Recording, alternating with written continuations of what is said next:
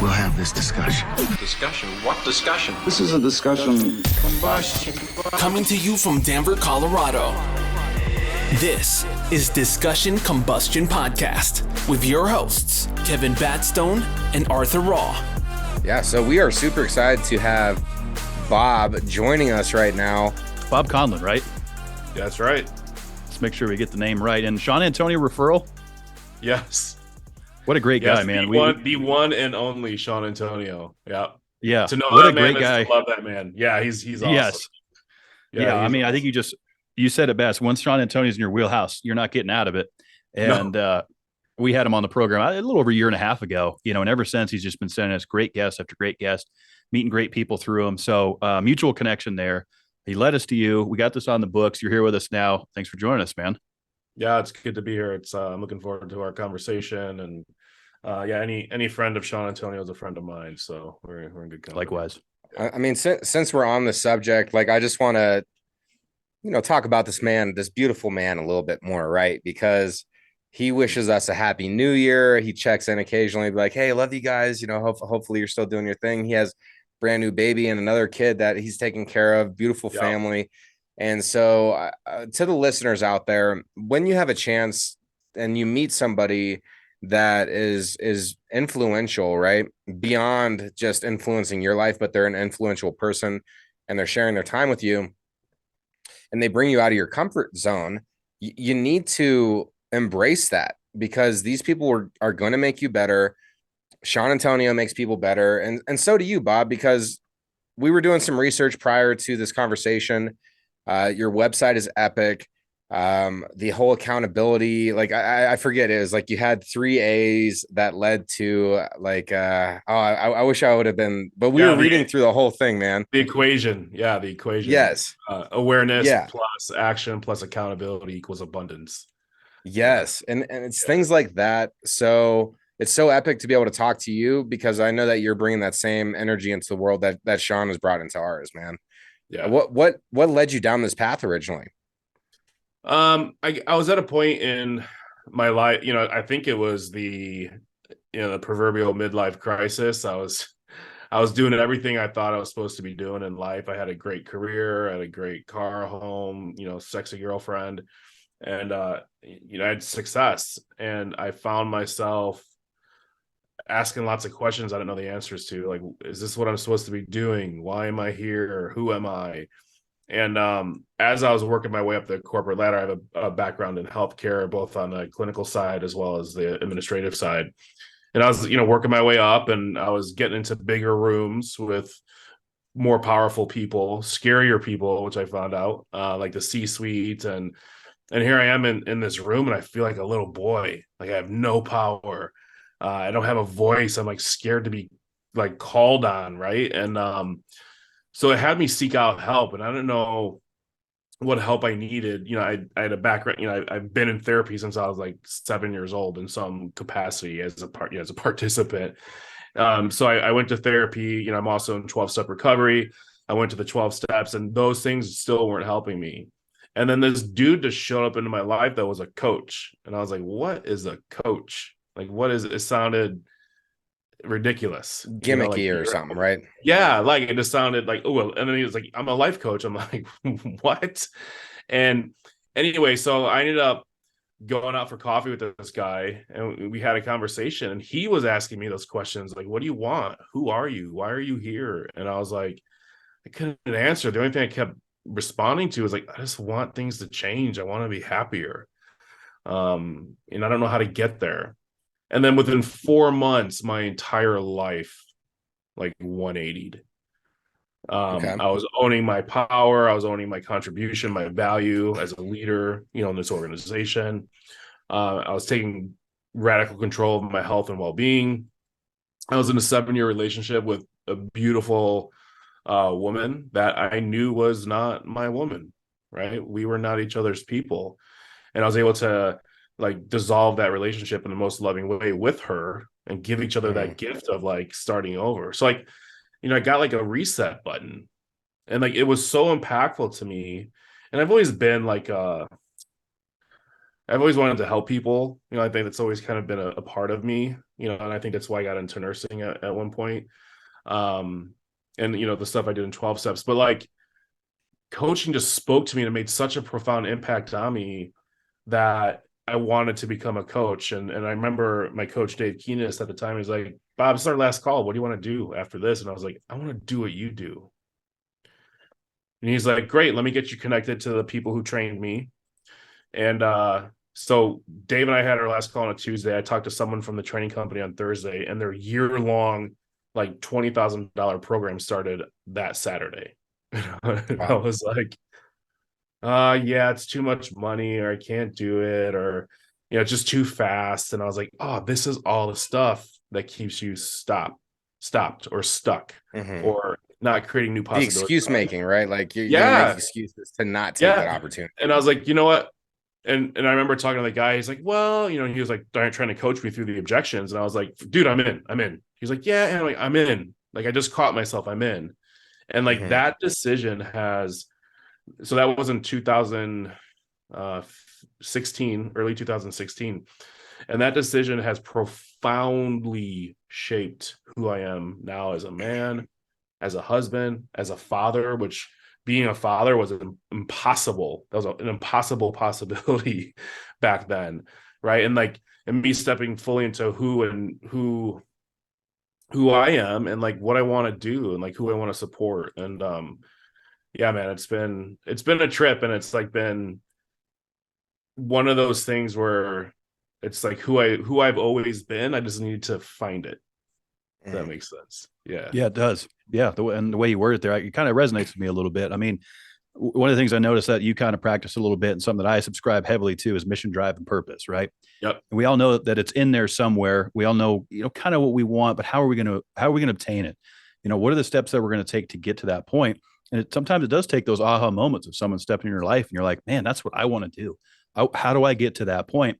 And that's why it is so good to surround yourself with, maybe successful people or people that, are motivating others.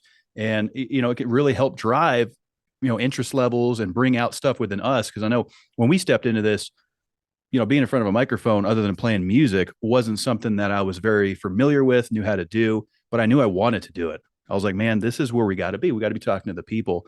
And so it sounds like it was a pretty quick turnaround for you from when you realized, hey, this is what I want to do. Get me into this program. And I'm sure there was major obstacles along the way, not only financial, but making sacrifices, things of that nature.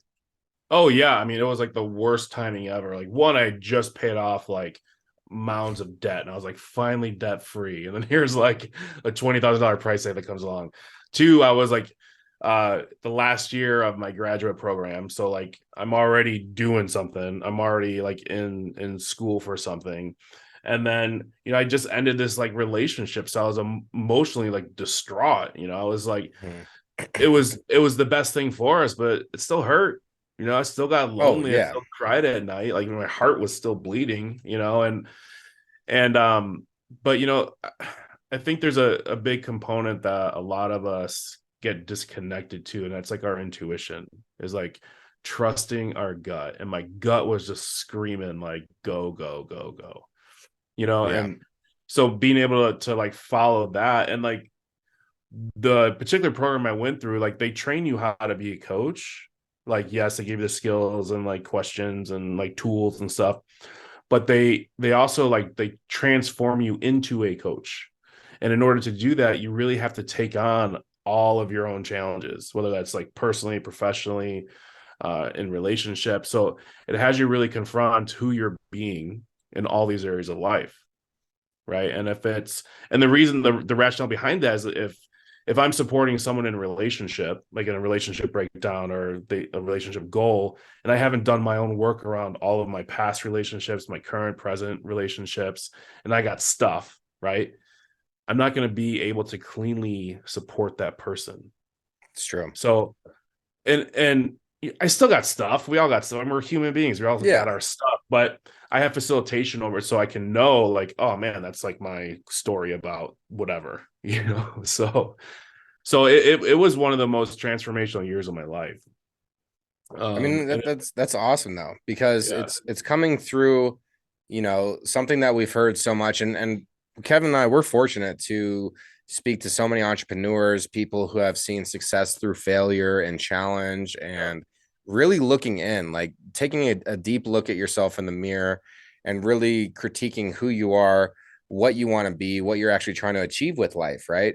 And one thing that you were mentioning there that really stood out to me that I've heard countless times from successful people is, wow, this opportunity came at an extremely inconvenient time, but still going through with it and still pursuing it. We have this thing that we talk about frequently, and you seem like you're tapped into, like, you know, the intuition and all that. So, you know, your intuition tells you the right thing to do. But it's not always the easiest thing to accomplish, right? And then our conscious mind wants to talk us out of it, have life easy and complacent. So there's like this 3 to 5 seconds to where you have an idea intuitively, to where your conscious is going to try to talk you out of this opportunity or this thing you know you need to do. And sometimes we'll keep battling that, right? Like we might talk ourselves out of it, and then it keeps echoing, right? The intuition's calling us. So I think that's so awesome that you shared that same information, because it's like, yeah, if you're really trying to make something out of yourself, you have to be vulnerable. You have to be honest with yourself, and you have to take on all the challenges, even if it's stretching you a little thin, because you don't know how strong or how resilient you can actually be until you take on those burdens when it's inconvenient, right? So I love that part of what you're saying. Yeah, like we won't grow if we're not challenged, right? Like, period, we won't. And one of the most challenging things we can do is say yes when it makes no sense at all, right? And like what you describe, man, it's like the classic head versus heart, right? Or head versus intuition. Like, man, I feel my bones and my soul wants this thing, and the brain's like, yeah, no, but not now, not a good time. You don't have this, blah, blah, blah. And like our brain's doing exactly what it's supposed to be doing. Our head's doing exactly what it's supposed to be doing, is to protect us, right? To keep us in our comfort zone, keep us in what we already know, keep us in like what we already know is possible. And our heart's like, yeah, but what about this? Like, and it's like something you've never known, you know, or something that's going to be uncomfortable to say yes to. But everything outside of our comfort zone, by definition, is uncomfortable, right? And that's also where every new possibility of your life exists.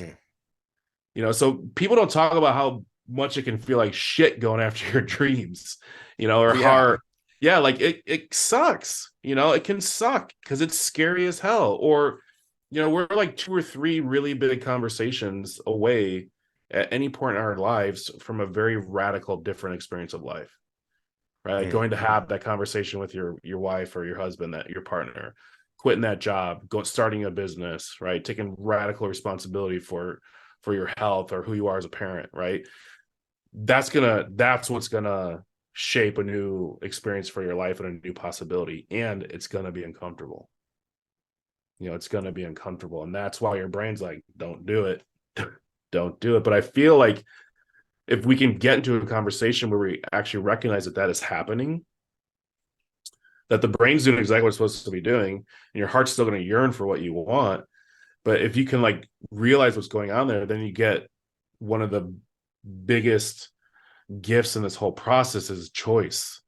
You get to choose. Like, it's okay to stay comfortable. There's nothing wrong with that, you know, but you can also choose what's next. You can also choose a future that actually honors who you are and celebrates who you are.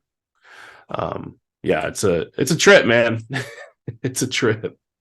Yeah, that's so true. And it looks a little different for everybody. You know, I say this quote a lot in this program. You know, generally people will do more to avoid pain than they will to gain pleasure. And that just kind of piggybacks off what we're saying here is, you know, oh yeah, I want to take that risk, but it's not calculated right. It's not the right time, this and that. But, you know, as Arthur says, when it starts to get hard and when you're hitting your limit and you want to quit, that's when you got to keep going. You know, that's how you know you're on that right path, and break it through those barriers. Right. And when you start to see those results, I mean, me speaking personally, you know, overcoming some of these obstacles, you start to gain a little bit of traction, a little bit of momentum, like going, okay, let's keep moving here. It's too late to turn around. We got to keep moving. And, you know, again, folks, we don't really have those conversations of how difficult it is to maybe exit a relationship, exit a career, to start a business. People just see successful people now. They don't see the journey that it went through. You know, and so they just think, oh, you know, he came into money, this and that. There's all these excuses made. But when we really look at the nuts and bolts of this thing, there's a lot more to it. Yeah, and I'm gonna go ahead and just take the opportunity right now to be a little vulnerable and speak about some of the struggles because it's been a long fucking road, okay? Yeah. And it is for all of us. It's not easy for anyone. And I feel like that needs to be understood. I've been through relationships with alcoholism, toxic behaviors, jealousy. I was also an addict for a long time. All these things took years, and I mean that like 3 to 5 years of trying to work on it and failing and disappointing myself constantly for years on end. Like when you actually break it down like that, it's crazy how stuck the mind can be. It gets stuck Mhm. in its old ways. It gets stuck in its old patterns. And when you're trying to break a pattern, you're trying to create a new one, it's not going to happen overnight. It can take 5 years. It could take 2 years. Whatever it's going to take. Um, since I've released the negative relationships and the opiate abuse, I freed myself of those things. So I actually spiraled into kind of a little bit of a depression where I was overthinking things. I started drinking a lot of whiskey. I'd be drinking, like a bottle a week, snacking super late at night. And I got the heaviest that I've ever been in my entire life. I was like up Yeah. to 250, 255. And I felt uncomfortable. I was sluggish. And that was about 6 months ago. And so what I'm trying to reiterate is regardless of what you've accomplished, like, I overcame all this other stuff and that was a shit show. It was hard and the payoff was great. But then now I had a new problem, right? Like Mhm. now I was dealing with something else. Like we're always going to have to stay vigilant. And so through fasting, and I'm trying to talk about like I'm suffering to success now. Like I fast like 14, maybe 16 hours, 5 days a week. And I torture myself by being hungry and staying active. And like I'm uncomfortable. Like it doesn't feel good, but I've dropped a significant amount of weight through this like dedication. And it didn't happen in a week. It didn't happen in a month. No, it like took half a year of making myself suffer to succeed. So since we're talking about how we go on these journeys and this and that, I want to be vulnerable first of all about the old relationships, the old addictions, and how long it took to overcome those things. But then also after I overcame those things, I then suffered from other things that popped up that Yeah. I went loose on, and then now I'm trying to work on that. So like it's okay to work on ourselves, and it's okay to admit that we're not doing things right, because if who else is going to look after it other than us, right? So I just need to take that opportunity, since we're talking about this, to be vulnerable, share the hard times as well, because it's so easy to want to share successes. Oh, we're doing this, we're doing that. But no, I had to do all these things to get to where I'm at. And I have to do these things to maintain where I'm at. Like it's constant work. Yeah, man. And the thing I would add to that too is I think especially for men is how resistant or how reliant we are on our own self-sufficiency and how resistant we are to getting help or support or allowing the level of vulnerability that would allow that. Like I share a lot of, same history as you, man. I had a horrible addiction to opiates, almost died. Went to treatment for 4 months, got divorced, lost my job. I had the DEA knocking on my door. Like it was a shit show. Mm, And when I look back, so this was like in 2007, when I look back at that time, the thing that almost killed me wasn't the drugs. The thing that almost killed me was my inability to get support or ask for help, ask for what I actually mm, needed, you know? And I kept trying to think I was going to figure it out or something was going to happen. And, never did. And the people at work finally caught up to like what was happening. And, they basically saved my life. And, like, so, how do we take those challenges and make them uh like a gift? How can we have them help other people? mm-hmm. And I still got my stuff, man. I still got challenges. I still struggle with things. But I know how to ask for help now. And two, like, I think like the drinking, the drugging, the food, like whatever it is, that stuff's all a symptom of something deeper, right? And there's a deeper thing going on that has me need or want to medicate with those things. And for me, ultimately came down to like me understanding or believing if I was lovable or not. Like, whoa, okay, like deep conversation right away. Like I was medicating my inability to give or receive love in a meaningful way. So yeah, let's get high, and like, Yeah. as a man, like that just seems like there was like such a foreign conversation for me. Like I didn't think that that's what it was, but when I finally got down to the core of it, man, like that's what it was. I wanted to be loved, more So than I how long did it take you to figure out that that's why you were expressing yourself in negative ways? Like how long did it take you to figure that out? Yeah, I mean, I think like, I still am, man. I'm still figuring it out. Yeah. But I think like the first couple of years of my early sobriety, like, through working those steps, like one of the biggest gifts I got from that process was like learning how to take responsibility, like not only for like my actions, but for my thoughts and feelings. Right. And if I'm not, it's no one's job to make sure that I'm loving myself in a meaningful way. Like that's on me. Maybe we can bring spirit or God or the universe into that conversation as well. But like it was really on me. So it was like actually discovering what my self-love journey is. And again, I'm still figuring it out. But what actually works for me. Right. And then like it'll still pop up sideways, like the unlovable nature or whatever. It'll still come out sideways in some other way. And like, it's something that's got to be vigilant about and be connected and aware enough to what's actually going on with me internally to then, again, going back to that choice to then choose something different, So it's like, oh man, I've been upset with my wife for like months and I actually haven't brought it to her. Right. Like if I was loving myself unconditionally and fully, I would, go step into that awkward conversation and go have it. That's actually an act of love. Yeah. Instead of kicking the can down the hallway. Yeah. Yeah. Or letting it come out sideways. Like I'm watching a lot of porn lately, and like not having sex with my wife. Yeah. I'm resentful towards her. It's like, who is that? Who's that helping? No one. Yeah. No one. Yeah.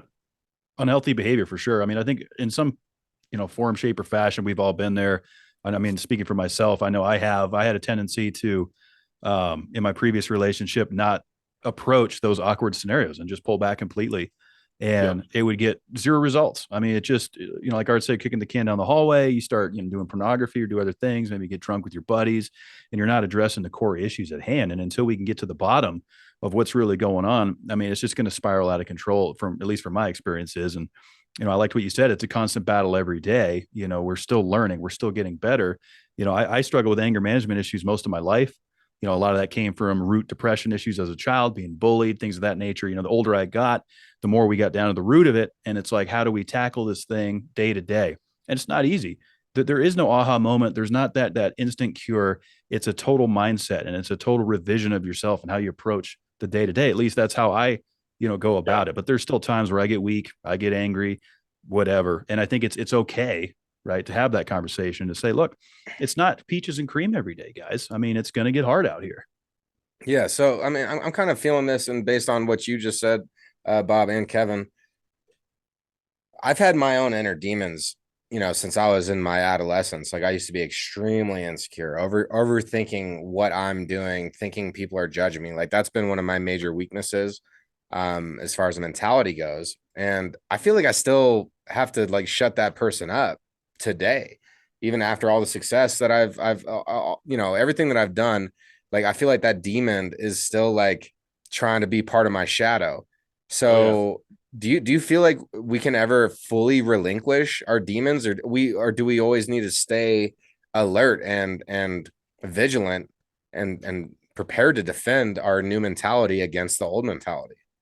Yeah, man, it's a great question. And in my own personal experience and, with working with, hundreds of clients, it's our demons or our shadow or the shit or the critter brain, like that never goes away. But what can't shift and change is our relationship to it. Because that stuff is there for a reason. Like it was created at some point in your life for a reason, whether it was to protect yourself or like to not get hurt or to have you succeed, like whatever it was created for a reason, and now it's just it was probably created at a very young age. But like as adult grown people, like it doesn't always serve our best interests now. And it's more impactful, right? There can be more consequences to following your demon or relying on that aspect versus who you actually are, right? That's just one part of you. So it's almost like separating yourself from it and building a relationship with it. So when the demon pops up, you're like, oh, the demon's here. Hey, demon, what do you need? What's going on? Why are you here? Can I get anything for you? Hey, you thanks thirsty? Yeah, you thirsty? Would you like to drink some flaming hot lava really quick? You fuck. No, I'm joking. Yeah. I'm joking. No, but that's it, man. But it's like, oh, thanks for your input. Actually, I'm gonna, I'm good. I'm gonna go take care of this, or I'm gonna focus on this aspect. Mm-hmm. And it's like, it's the typical angel devil shoulder stuff. It's like whoever you listen to, right? How does that support in your life? And like what you're committed to. Yeah. But like, it makes total sense. I don't think it goes away.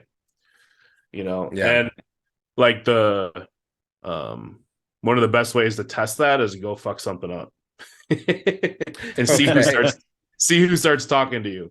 Now what do you mean as far as that goes? Because like you could take that a lot of different ways. Like, how am I going to go F up what I've been doing? Like what do you mean by that? Because I don't want to go back and like, all right, let me just fuck with 20 milligram oxy really quick and see what happens. Yeah, no, not that, but it's like go do something outside your comfort zone or something scared or something vulnerable. Okay. Or make a mistake. Right. Okay. That's the thing, because that's like fuel for that side of us. See, I told you so. You shouldn't have done it. You're an idiot. Why, stupid, like whatever it is. And then that's where then I think that feeds into a lot of the numbing out stuff that we were talking about, drinking, drugging, porn, booze, like whatever. Like, sure. I think that feeds into that. So but I know, like, when I get scared or I'm really on my growing edge, or I'm so like thrown outside of my comfort zone, that voice gets a little louder. There's a saying. Which voice are you talking about? The dark demon voice becomes louder. The shadow. Yeah. Right. And like, it's questioning your capability. Like, it's almost like it wants to question your own capability. I'm like Bambi legs. I don't know what I'm doing. Right. So it's like, yeah, what are you doing? Stop doing that. You're right. And like one of the things I learned in my coach training was like, as your ceiling raises, so as you're growing in whatever realm you're growing in, your floor, so as your ceiling raises, so does your floor. So when I'm here, I've dealt with my floor here at this level, we're good, right? Like, I got it in control. But as soon as I up level, boom, I got to deal with all my shit again in a new way. Interesting. Right. So like, I mean, look for yourselves too, right? Like when you've done something that's outside of your comfort zone, or whatever it is, starting a podcast, or getting married, or like whatever it is, like that thing that's brand new and outside of your comfort zone, a brand new possibility.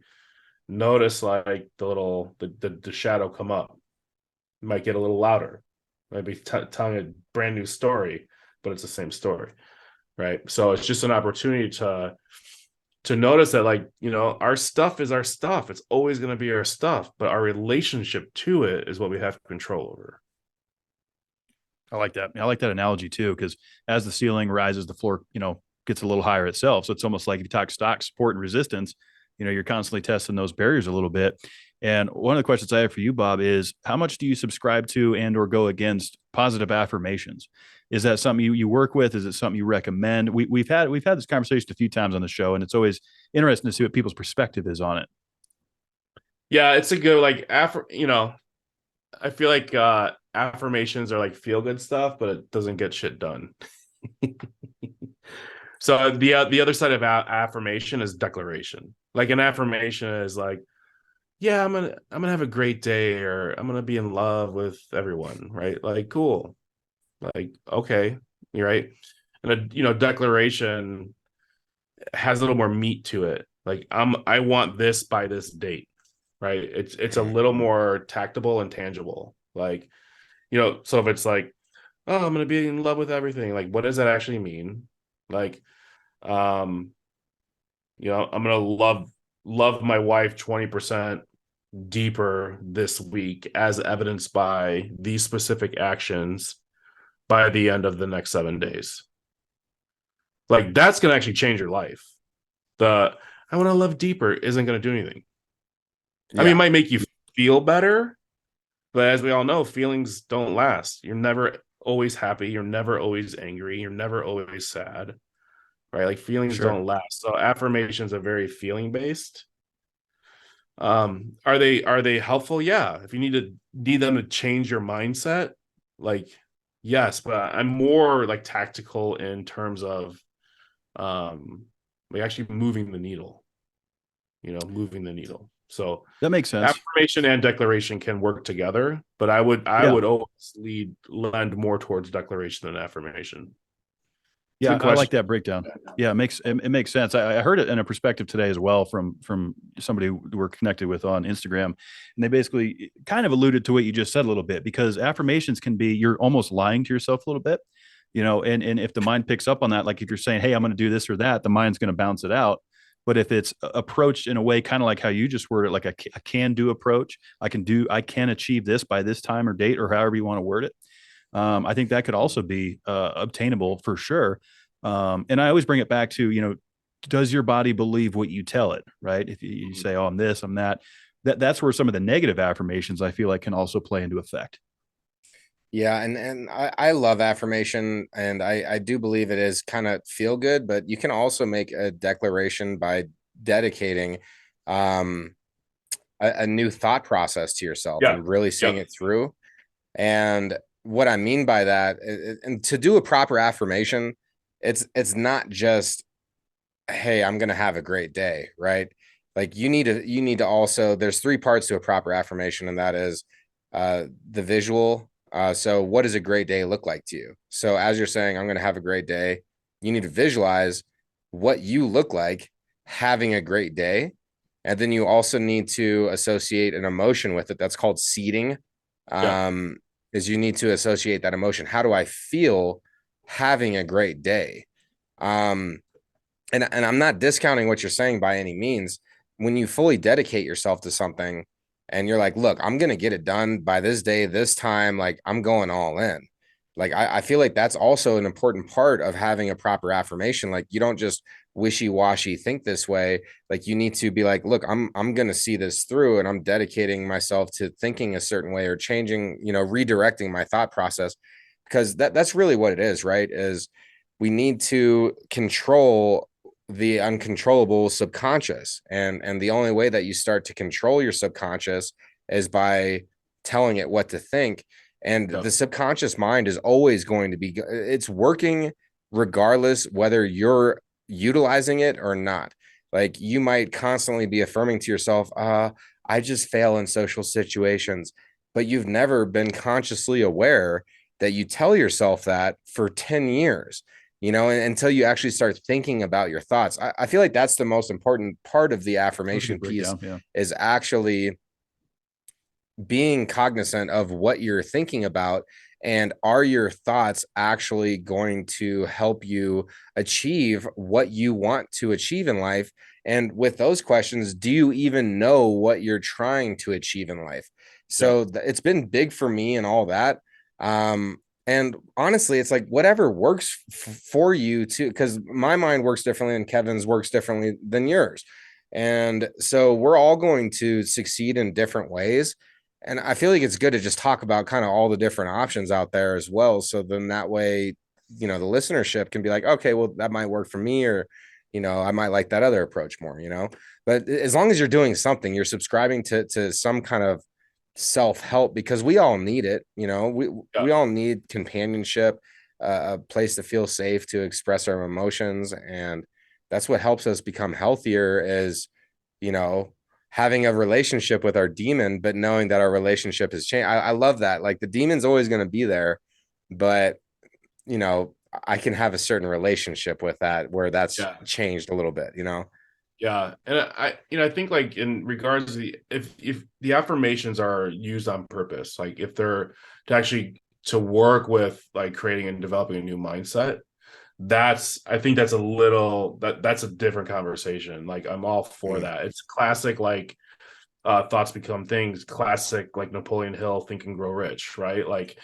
putting our thoughts and our vision and our speaking like out into the world to create like the energy of that new possibility. Like that's I think that's also a critical component, because that can help shift your mindset. It can help you get in a good headspace to then start declaring from a more powerful place. Yeah. And it's a bit of a journey though, as all things are, right? Like, as you get started trying to change your life, it's difficult to like sit there and look in yourself in the mirror and be like, I'm really messing this up. Like, I am not doing a good job here. Like it takes courage, right? It takes a bit of courage to admit to your own faults. And we encourage everybody to try to have some courage on that. Like, what else are you going to do with your time, right? Yeah. Yeah. No, I say all the time. I mean, when people reach out for help or even realize, hey, I need to work on something here, if a buddy calls me up, man, I'm just not in the right headspace. Can you give me 10, 15 minutes? I think that, correct me if I'm wrong, that's step one. When someone can analyze and say, there's a situation here, I'm not happy with myself. What's the roadmap? What stops do I have to make to kind of get this train moving in the right direction again? And that's what's great about, what you do for your work is ultimately people come to you because they're looking for a little bit of guidance or maybe a little bit of leadership or, some experience to go along the way. And it helps when you can have somebody you can relate to, maybe did overcome opiate addiction or something like that. So turning the wheels back to when you kicked off this coaching gig, what did that look like? So you went through your mentorship, you're out there, we don't have to go into specifics about your first client, but what was that like? Yeah, it was, I was still still very much coming off of like my own breakthroughs and early transformation, right? Like I blew my whole life up and I was like so exposed to this new possibility. And like I had, and I felt like I had like a different design for living or something. Like I felt like I was invigorated. I felt vital. Like I was excited about life, and that shit was infectious. Like I would walk in the room and people are like, what happened to you? Or like, what's going on over there? Something's changed. And like, I was basically just bringing people into my orbit on simply like who I was being, the energy I was putting out there. And that's really how like my business was able to get started in the early days. It's hard to start a coaching business. It is. I don't think there's a lot of great coaching schools, but they don't really teach you how to start a business.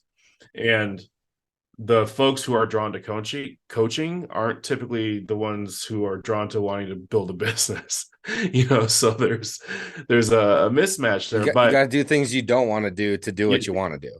Totally, man. Yeah. And, for me, it was just focusing on doing my own work, which I still do today. I still work with my own coach.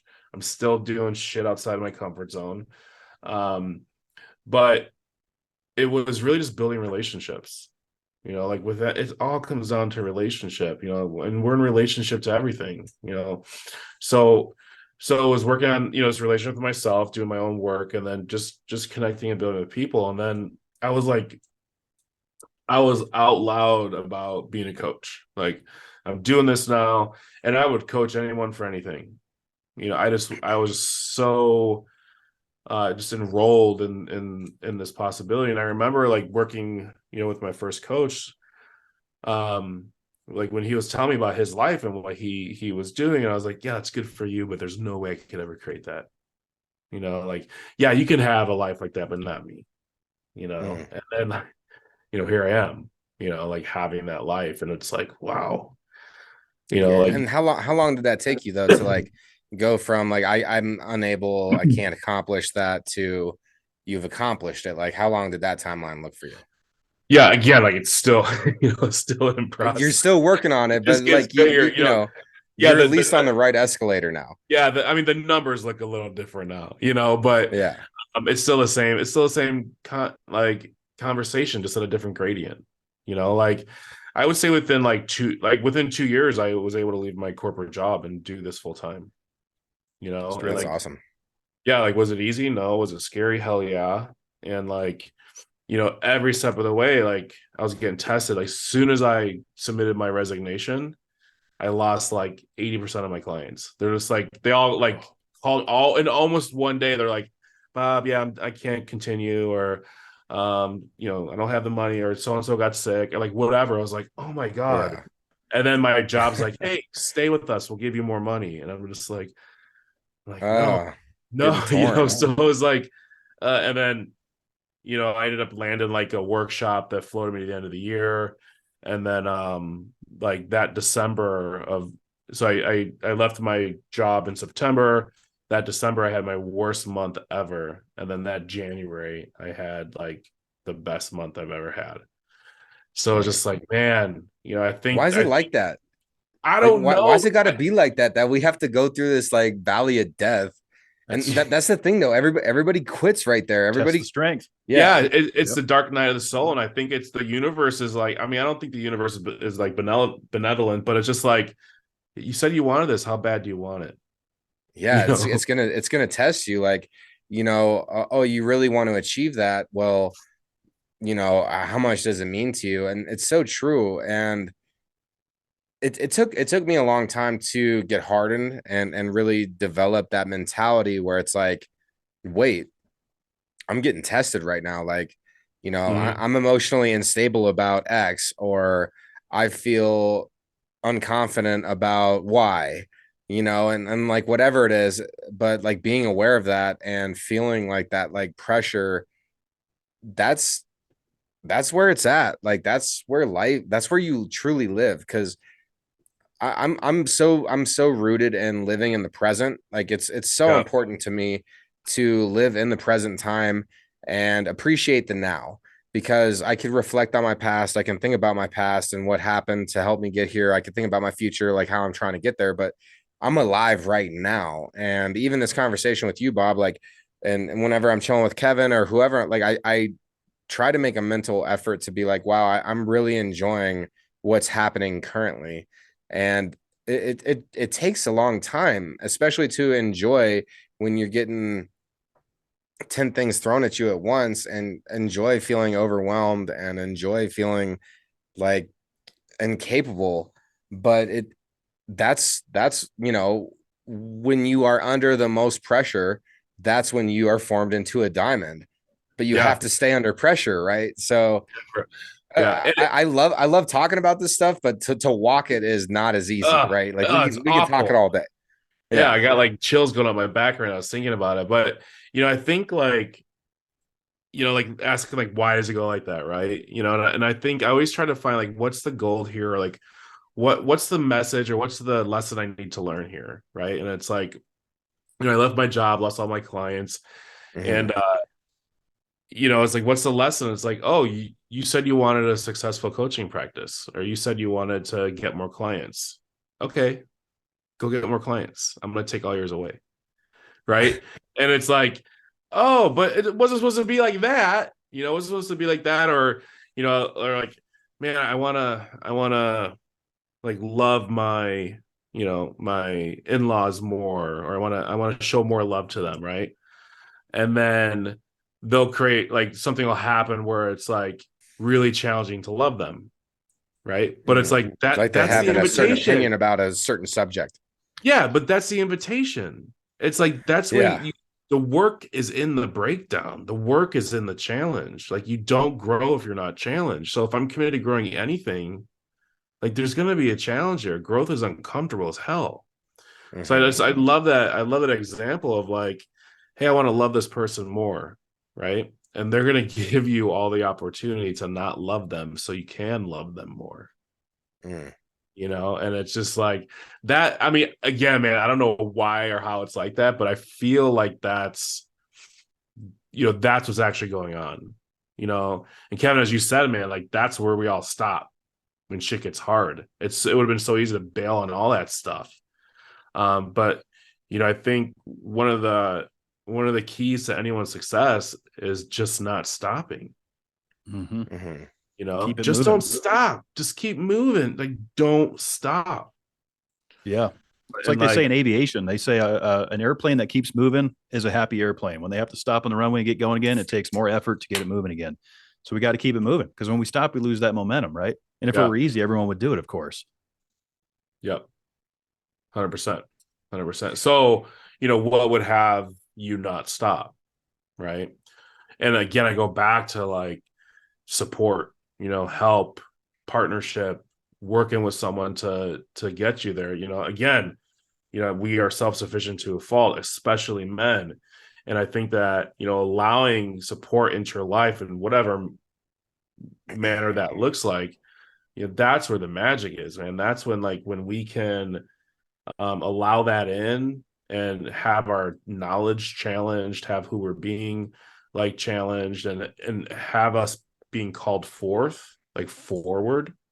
That's when like magic happens. And that's a lot of what happens at, like, in the work I do and like the retreats that we run is we're calling men forward, you know, and we're doing it in a community. We're doing it in a brotherhood where that, like, what's it feel like to have every man, like, to know that every man in this room has your back, wants you to win, wants you to it's succeed. different. It's different, and it is challenging, especially to be held accountable when you're going wild all the time.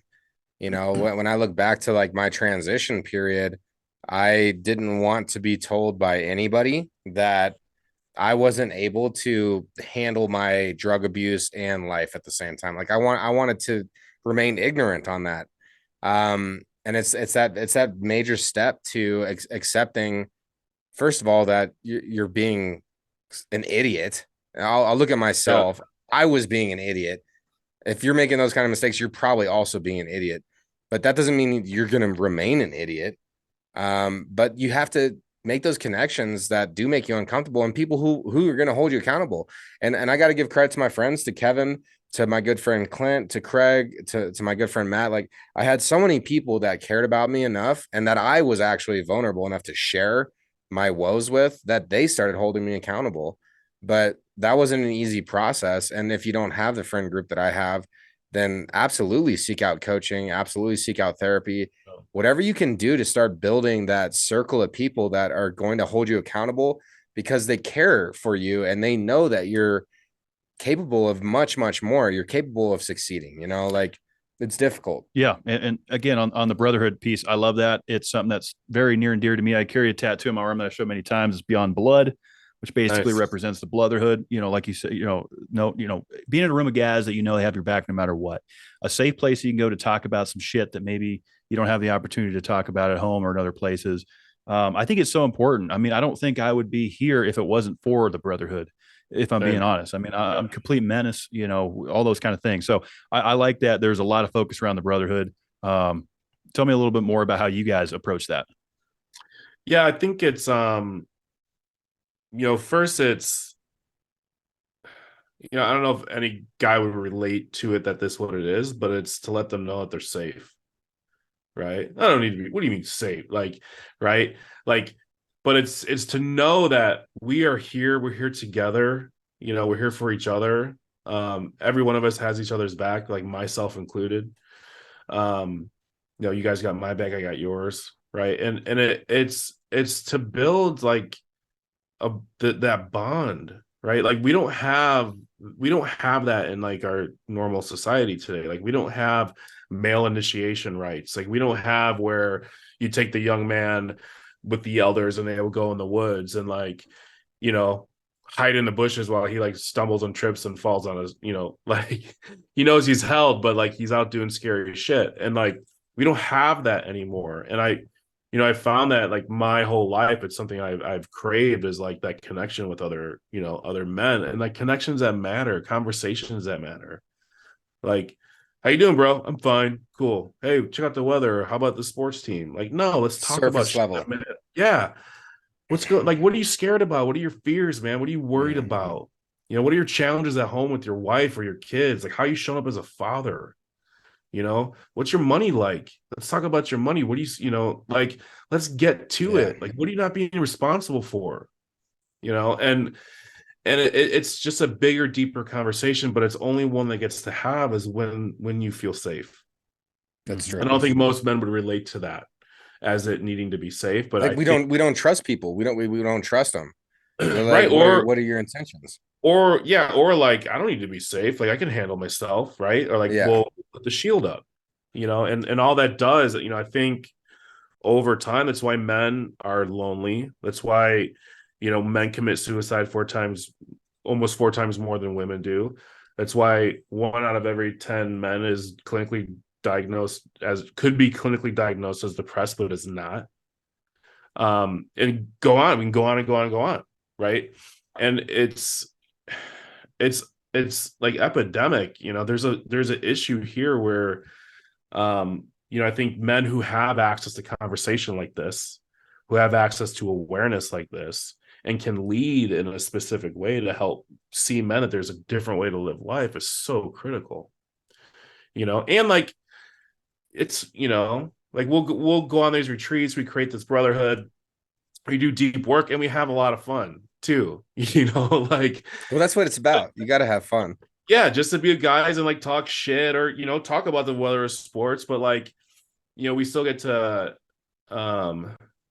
be who we are, but we also get to like take it a step deeper, like have these conversations that matter, like build long lasting bonds with other men that you can call up and be like, bro, I'm struggling, I got your back. Yep. Gotta have it. That's what's missing. And that's what, one of my biggest commitments is to Tramer Baum. He's another guy, big guy in the men's field. He talks about alleviating the suffering of men and the suffering caused by men, right? Mm-hmm. It's so profound because all the suffering that's caused by men is because they're suffering.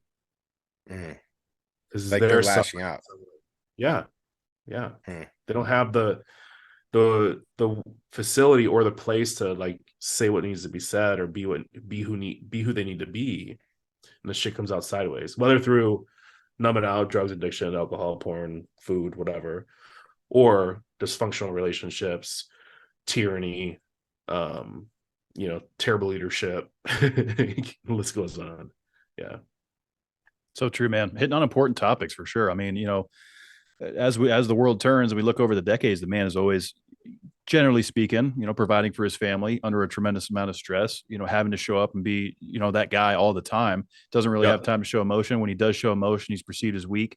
So there's such a value to having some good buddies or some brotherhoods around that you can really, get that stuff. It's therapeutic. It's important. For me, I need it. I mean, it's weekly therapy, like what we're doing right now, just shooting the shit, talking about things that we feel and that are going on in our life.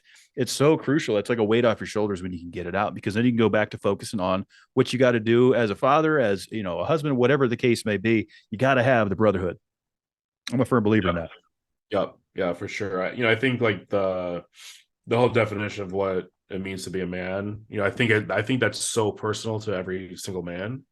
And I think that the old paradigm, the old Marlboro man, that shit's done. It's not working anymore.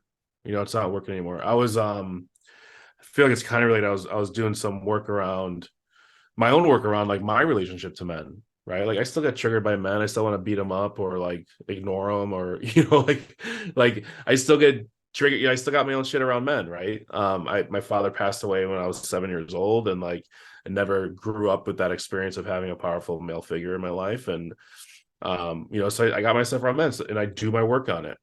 But when I was working with my coach around it, like the word of compassion kept coming up. It's like, where are you lacking compassion with other men in your life, and why? That was like a big question. And when I was pondering that thing about it, I'm like, I actually want to look up the definition of compassion.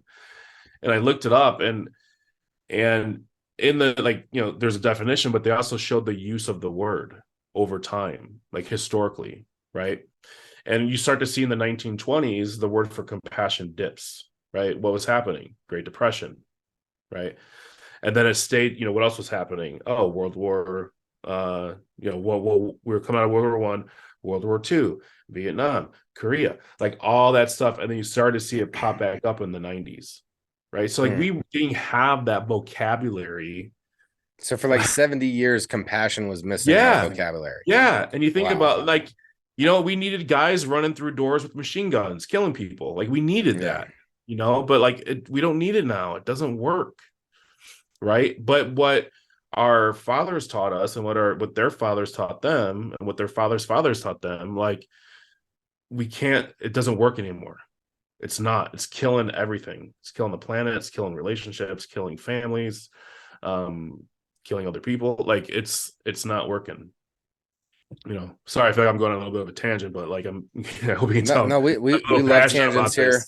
Yeah, no, I like it. Yeah, it's super. It is super important. I mean, even just something as simple as looking up a definition of a word and seeing how it's, in the last century, how it's been used.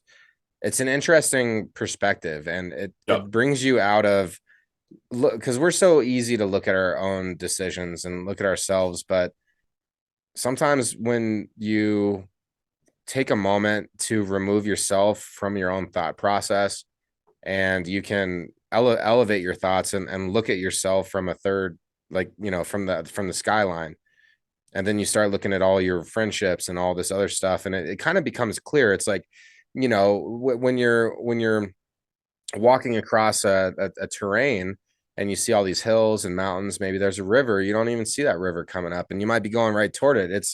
You can't cross the river. Like, it's one of those ones.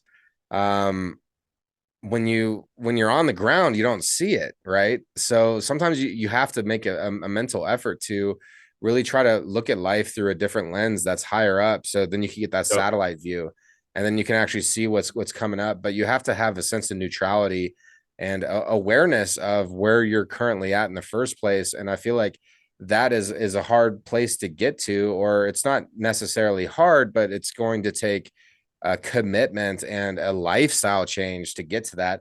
And since it's the new year, I'm going to go ahead and gripe on this slightly, because I truly believe that today is always going to be the right day to start a new lifestyle. And what I mean by that is, people want to go on a diet. Is the diet a lifestyle, or is that something that you're looking at temporarily? Like, I'm going to start working out. Like, is that working out a lifestyle, or is that something you're going to do for a bit?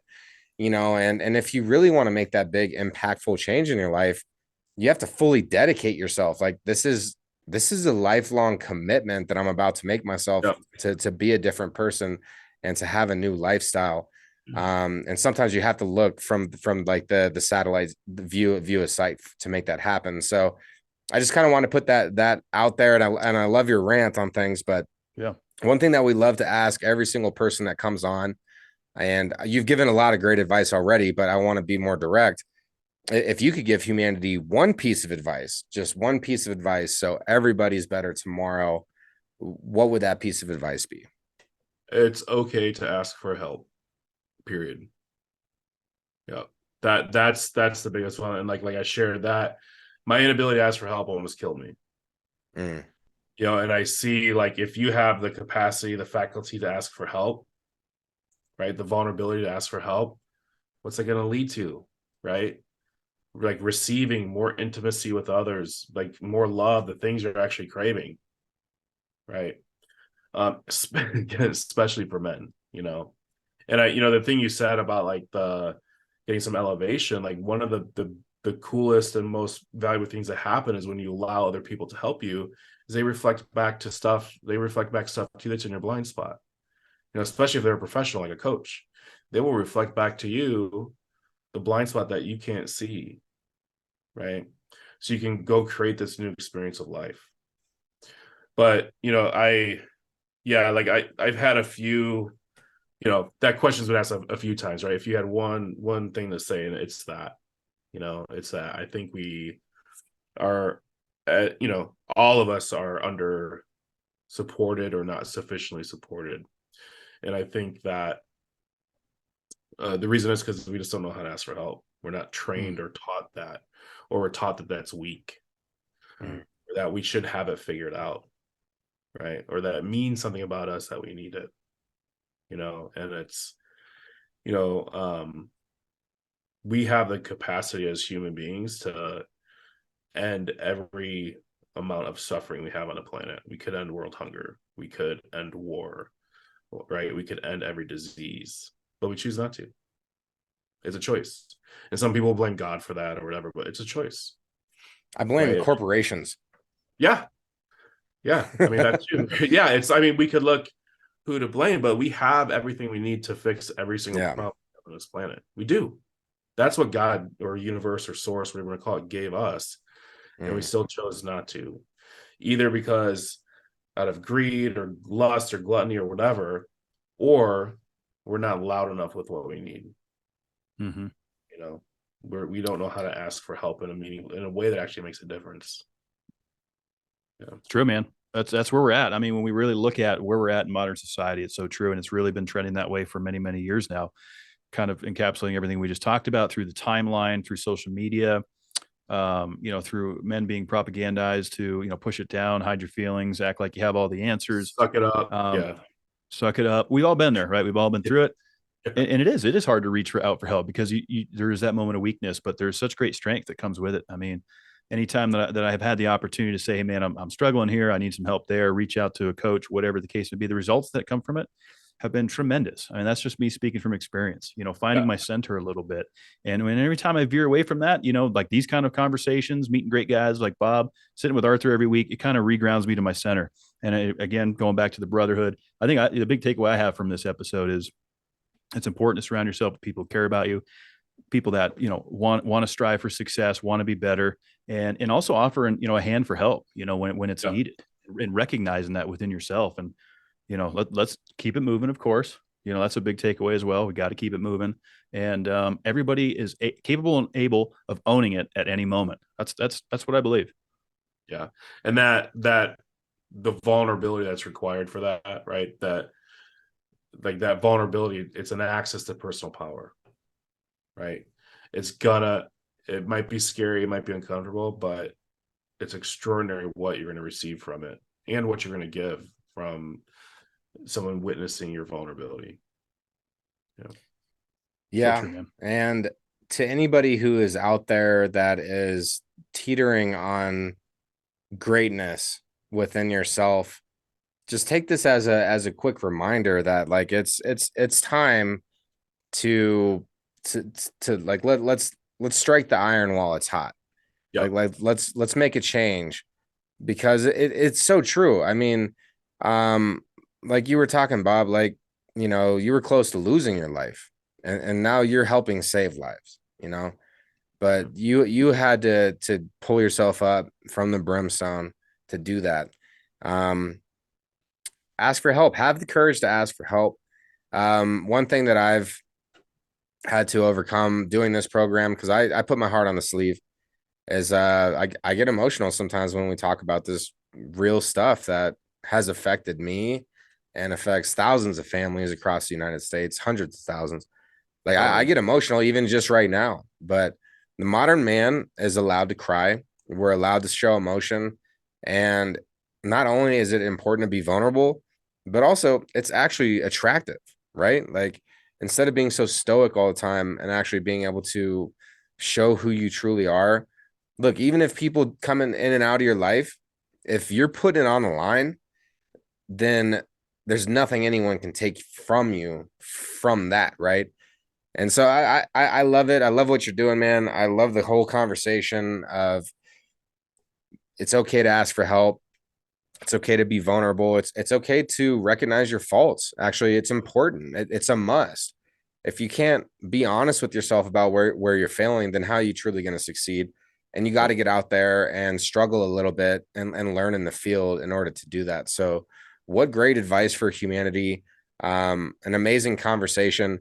Before we jump off this, and we'll include everything in the show notes as well, but where can people find you? Where can they seek out your help? Yeah, I always say, like, if you want to find me, you can. It's pretty easy. Like, Google me. My website's a good thing too, conlincoaching.com. But I'm on all the socials. My wife and I had a viral story about our pregnancy happened during the pandemic.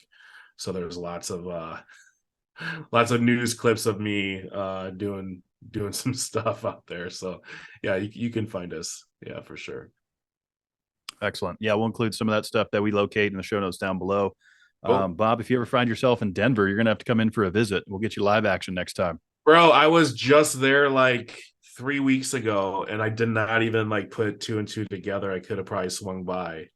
It's okay. You'll be I was back there for a quick overnight, and then yeah, let's do this again. Yeah, no, for sure. It's early in 23. We got big year ahead of us, all of us. I'm sure you're going to come through a visit. And where are you out of right now? You in California? I'm in Chicago, Illinois. Chicago. Okay. Well, I might be there this summer for the NASCAR street race, which I'm super excited about. And if I am, Cool. I'm gonna look you up.